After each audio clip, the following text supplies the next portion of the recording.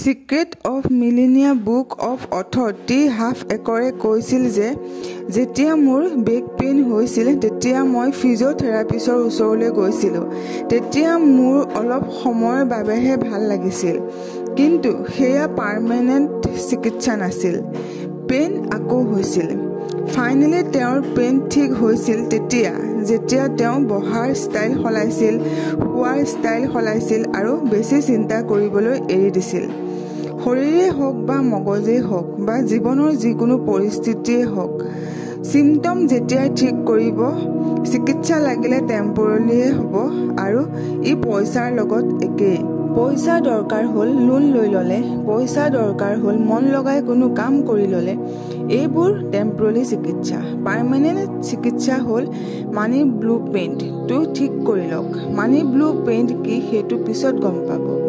ই কয় যে দুনিয়াৰ নলেজ আপোনাৰ ওচৰত থাকিব পাৰে, স্কিলছ থাকিব পাৰে, যদি আপোনাৰ মানি ব্লু প্ৰিণ্ট ঠিকে নাথাকে তেনেহ'লে আপুনি ফাইনেন্সিয়েলি ছাকচেছফুল হ'ব নোৱাৰে। ইয়াতে লটাৰী উইনাৰৰ এটা উদাহৰণ কওঁ।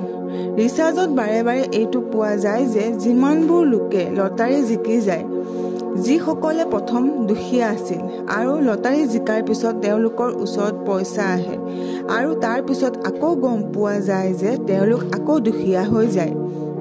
বহুতবাৰ দেখা যায় যে যিসকলৰ মাইণ্ডছেটত সোমাই থাকে যে বহুত ধনী হোৱাৰ, তেওঁলোক তললৈ অহাৰ পিছতো আকৌ ওপৰলৈ উঠি যায় আৰু কিছুমান ওপৰত থকাৰ পিছতো তললৈ নামি আহে।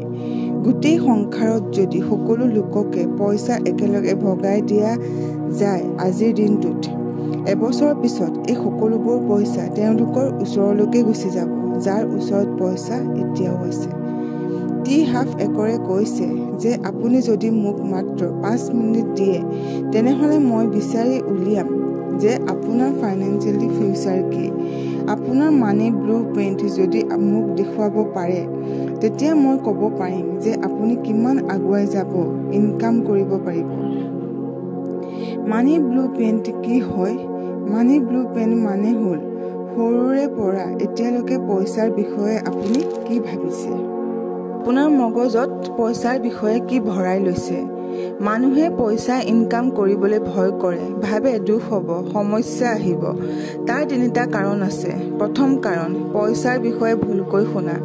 দ্বিতীয় কাৰণ, যিসকলে ইনকাম কৰি আছে তেওঁলোকৰ কষ্ট দেখি। 3 নম্বৰত, যিসকলে ইনকাম কৰি আছে তেওঁলোকৰ দুখ দেখি, কাৰণ তেওঁলোকে ইনকাম কৰিও দুখত আছে। এই 3টা কাৰণেই মানুহে পইচা ইনকাম কৰিব নোখোজে। যদি আপুনি ফাইনেন্সি ফ্ৰী হ'ব বিচাৰে তেনেহ'লে প্ৰথমে আপুনি আপোনাৰ মানি ব্লু প্ৰিণ্ট ঠিক কৰি ল'ব লাগিব। তেনেহ'লে আপুনি সেই পুৰণা 3টা অভ্যাস এৰি নতুন 17টা অভ্যাস মগজত বহাই লওক। সেই নতুন অভ্যাসকেইটা যিটো আপুনি এতিয়া জানিব, তাৰ পিছত আৰু আপুনি পইচা ইনকাম কৰাৰ কোনো প্ৰয়োজন নাথাকিব। পুৰণা ফাইলছবোৰ ডিলিট কৰি দিয়ক আৰু 17টা ফাইলছ যিটো আপুনি এতিয়া শুনিব সেইটো ইনষ্টল কৰি লওক। এটা সময়ৰ পিছত আপুনি পইচা ইনকাম কৰিব নালাগে, আপোনাৰ পইচা ইনকাম কৰাৰ কথা ভাবিব নালাগে। তাৰ পিছত আপুনি পইচাৰ বাবে কাম কৰিব নালাগে, পইচাই আপোনাৰ বাবে কাম কৰিব। নাম্বাৰ 1, ধনী লোকসকলে ভাবে যে মই নিজৰ লাইফ বনাওঁ আৰু দুখীয়াই ভাবে যে লাইফে মোক বনায়। নাম্বাৰ 2, ধনী লোকে মানি গেম জিকিবলৈ খেলে আৰু দুখীয়া লোকে যাতে হাৰি নাযায় সেইকাৰণে খেলে। নাম্বাৰ 3, দুখীয়া মানুহে কয় যে মই ধনী হ'ব লাগে আৰু ধনী মানুহে কয় যে মই ধনী হ'মেই আৰু হ'মেই। নাম্বাৰ 4, ধনী লোকে যিকোনো কথা ডাঙৰকৈ ভাবে আৰু দুখীয়া লোকে যিকোনো কথাবোৰ চিম্পুলকৈ ভাবে। নাম্বাৰ 5, ধনী লোকে সুবিধাবোৰৰ ওপৰত গুৰুত্ব দিয়ে আৰু দুখীয়াসকলে অসুবিধাবোৰৰ ওপৰত গুৰুত্ব দিয়ে। নাম্বাৰ 6, ধনী লোকসকলে অন্য ধনী লোকসকলক প্ৰশংসা কৰে আৰু দুখীয়া লোকসকলে জ্বলে আৰু কয় তেওঁলোকৰ ভাগ্য ভাল, সেইকাৰণে তেওঁলোকৰ উন্নতি হৈছে। নাম্বাৰ 7, ধনী লোকসকল সদায় পজিটিভ আৰু সফল লোকসকলৰ মাজত থাকে আৰু দুখীয়া লোকসকল নিগেটিভ লোকসকলৰ মাজত থাকে। নাম্বাৰ 8, ধনী লোকসকলে ভাবে যে দুনিয়াখন কেনেদৰে সলাব পাৰি, কিন্তু দুখীয়াসকলে সেইবোৰক এটা বেয়া দিশৰ ফালে লৈ যায়। নাম্বাৰ 9, ধনী লোকসকলে নিজৰ প্ৰব্লেমটোতকৈ নিজক ডাঙৰ বুলি ভাবে আৰু দুখীয়া মানুহে নিজৰ প্ৰব্লেমটোতকৈ নিজক সৰু বুলি ভাবে।